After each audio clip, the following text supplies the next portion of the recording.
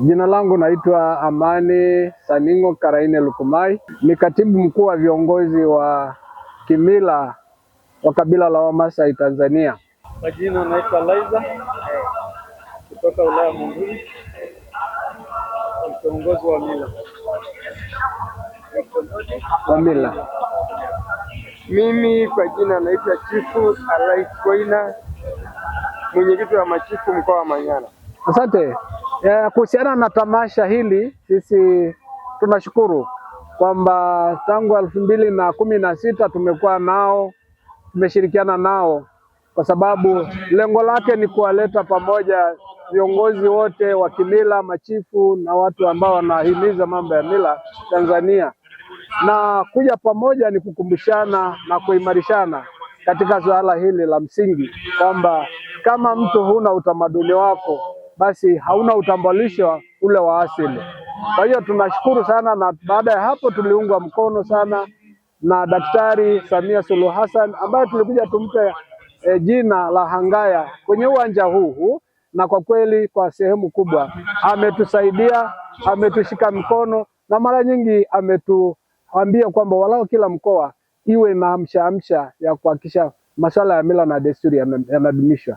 Masuala ya mila ni pamoja na lugha, ni pamoja na mavazi, pamoja na maadili na nyimbo na ngoma na vitu kama hivi.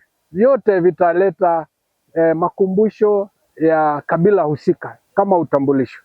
Na kwa hiyo kwa namna ya pekee Mheshimiwa Rais pia tulimuomba kwamba katika umoja wetu wa UMT ni kwamba ametusaidia, alisema atatusaidia kupata kiwanja, na kwa muda mrefu kidogo amekuwa akihangaika, na akasema kwamba basi atajisaidia ili walao apate kiwanja na atatujengea ili tukifika Dodoma tuwe na sehemu yetu ya kufanya vikao. Lakini nilisahau pia kutamka kwamba mimi pia ni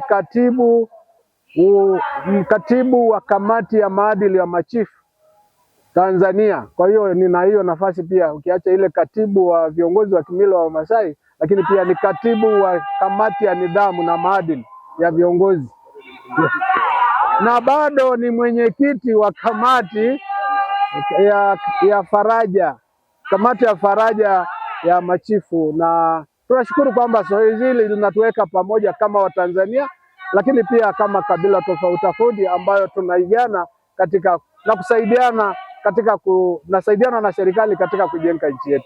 Nashukuru sana mtangazaji. Kwanza tumekwisha pewa kwamba ni jukumu la machifu mahali walipo kuhakikisha swala la kumonyoka maadili warudishe ile heshima iliyokuwepo. Kwa bahati nzuri sisi wa kabila wa Masai tuliosimama hapa, masuala ya maadili yamesimama sehemu yake, kwa sababu kuna sisi utaratibu wa kimila wa kuwa na rika. Unaweza kuwajenga watu walio katika umri ulio sawa wakakusikiliza, kulenga kujenga watu ambao wana mchanganyiko na mitazamo tofauti. Kwa hiyo ukienda katika kabila letu la Wamasai mahali popote, uende Kiteto, uende wapi, utakuta masuala ya maadili yapo.